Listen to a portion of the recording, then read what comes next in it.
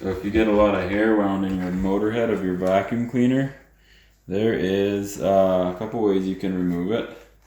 One of the ways is taking a razor knife and cutting through it, like so. It will leave a cut mark in the plastic surface, which I don't mind too much. The other way you can remove it is by, and this is a little more difficult, but it'll help. It won't cut your shaver or your motor head. You can use scissors. So get a pair of scissors that are not too big and kind of slender. And you can get in there and you can cut all of this hair off.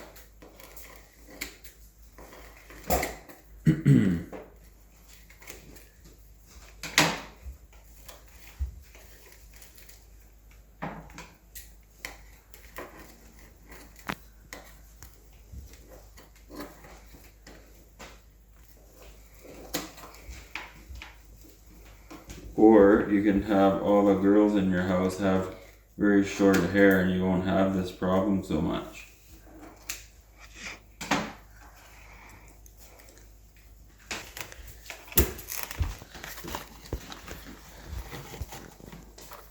What do you mean? Look at that.